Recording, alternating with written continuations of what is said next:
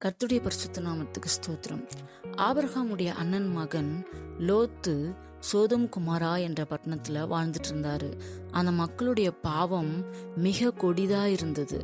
அப்போ கர்த்தர் அந்த பட்டணத்தை அழிக்கிறதுக்கு சித்தம் கொண்டாரு. ஆனா லோத்தின் குடும்பத்தை காப்பாத்தணும். அப்போ கர்த்தர் தேவ தூதர்கள் 2 பேரை அங்க அனுப்பினாரு. அவங்க லோத்தையும் அவரோட மனைவியையும் அவரோட 2 மகள்களையும் கையில பிடித்து கொண்டு ஊருக்கு வெளியே வந்து அவர்களிடம் 4 கட்டளைகளை கொடுத்தாங்க. 1, உன் ஜீவன் தப்ப ஓடிப்போ. 2, பின்னிட்டு பாராதே. 3, இந்த சமபூமியில் எங்கும் நில்லாதே. 4, நீ அழியாதபடிக்கு மலைக்கு ஓடிப்போ. இந்த 4 கட்டளைகளுக்கும் கீழ்ப்படிந்ததால லோத்தும் அவரோட 2 மகள்களும் காப்பாற்றப்பட்டாங்க. ஆனா மனைவி அதுல பின்னிட்டு பாராதே என்ற ஒரு கட்டளைக்கு கீழ்ப்படியாததால அவங்க திரும்பி பார்த்து உப்பு தூணா மாறி போனாங்க.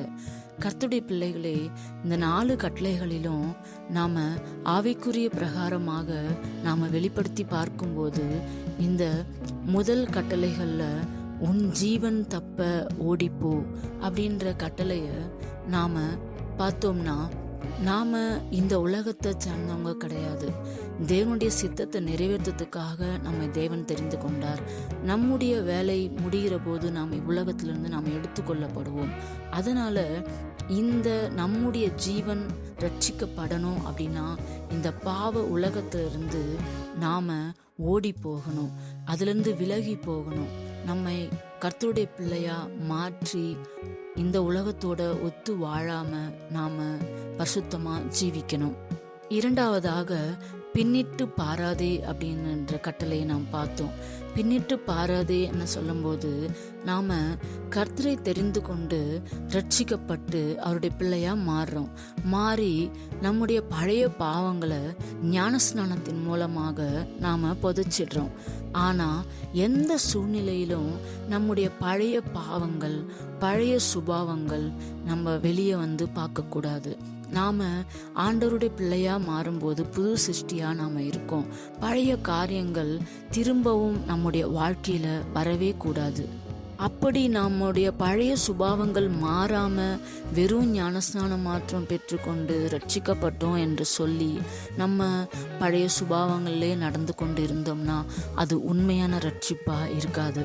அடுத்ததா, இந்த சமபூமியில் எங்கும் நில்லாதே என்ற கட்டளையில நாம இந்த உலகத்துக்கொத்த வேஷத்தை நாம் தரிக்க கூடாது.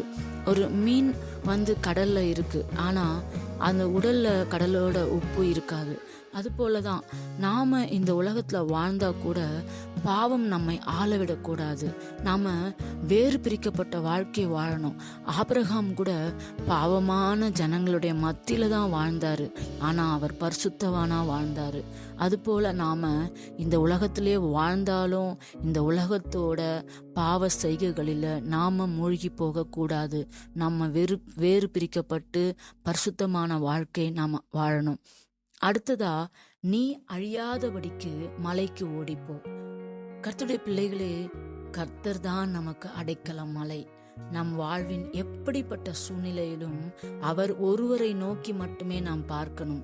நம்மை படைத்தவர் அவர்தான், இந்த உலகில் வாழ வைக்கிறவரும் அவர்தான் நம்முடைய கோட்டை.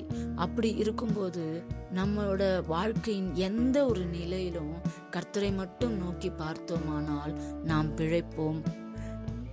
கர்த்தருடைய பிள்ளைகளே, லோத்து எவ்வாறு கர்த்தருடைய கட்டளைக்கு கீழ்ப்படிந்து காப்பாற்றப்பட்டானோ, நாமும் இந்த உலகிலே இப்படிப்பட்ட கட்டளைகளுக்கு கீழ்ப்படிந்து கர்த்தருக்கு பிரியமாய் நாம் வாழும்போது நம்மையும் கர்த்தர் இந்த பாவ உலகத்தில் காப்பாற்றி நம்மை பரலோக எல்லைக்கு கொண்டு போய் சேர்ப்பார். ஆமென்.